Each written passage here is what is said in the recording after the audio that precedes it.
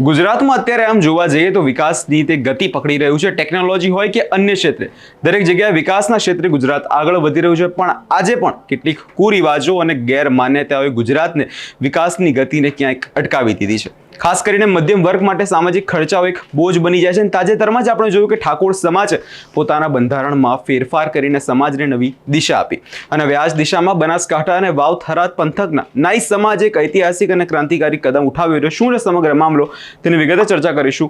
નમસ્કાર, હું છું પ્રથમ મોદી, આપ જોઈ રહ્યા છો નિર્ભય ન્યૂઝ। બનાસકાંઠાના નાઈ સમાજના આગેવાનોએ ભેગા મળીને 29 નિયમોનું એક નવું સામાજિક બંધારણ તૈયાર કર્યું છે। આ સુધારા પાછળનો મુખ્ય હેતુ છે શિક્ષિત બનો, સંગઠિત બનો અને સ્વાભિમાની બનો। જે સમાજ ક્યારેક અંધશ્રદ્ધા અને ખોટા ખર્ચોમાં ડૂબેલો રહેતો તે હવે શિક્ષણ અને કરકસરના માર્ગ તરફ વળ્યો છે, જેમાં 29 નવા નિયમો સાથે બંધારણ ઘડવામાં આવ્યું છે। સૌપ્રથમ સમાજના આગેવાનોને સાંભળી લઈએ, તે બાદ નિયમોની ચર્ચા કરીશું।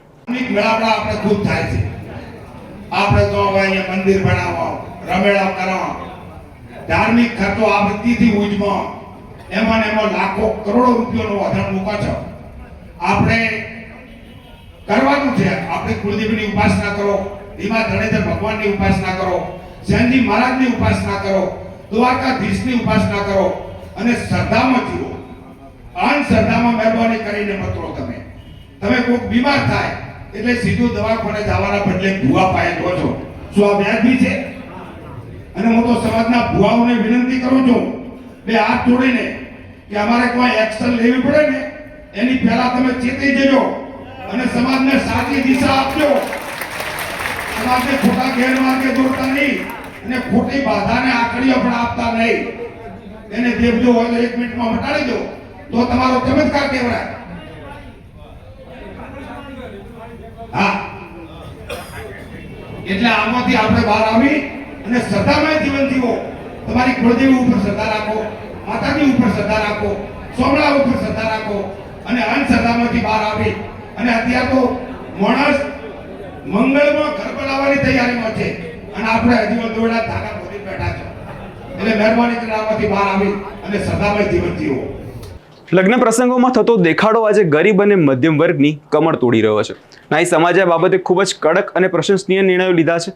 નવા બંધારણ મુજબ લગ્નમાં ફેદી પદાર્થો કે રસ પીરસવા પર સ્વતંત્ર પ્રતિબંધ મૂકવામાં આવ્યો છે।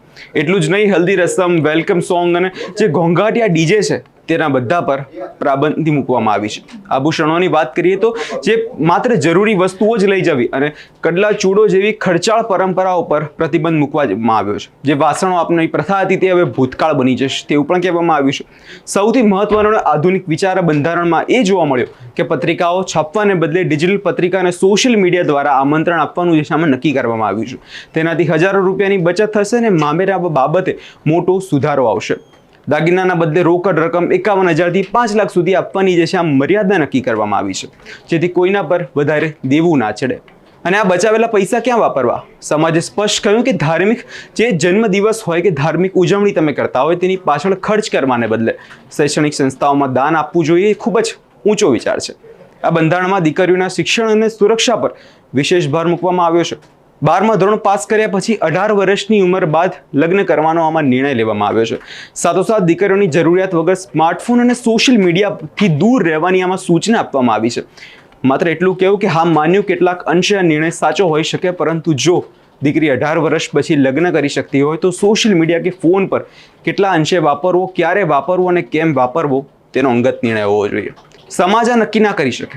આ ઉપરાંત જો નાની ઉંમરે કોઈ દીકરી વિધવા થાય તો પછી તેને સમજાવી તેના પુનઃલગ્ન કરાવવાનો ઉમદા નિર્ણય જે છે આ સમાજ દ્વારા લેવામાં આવ્યો છે।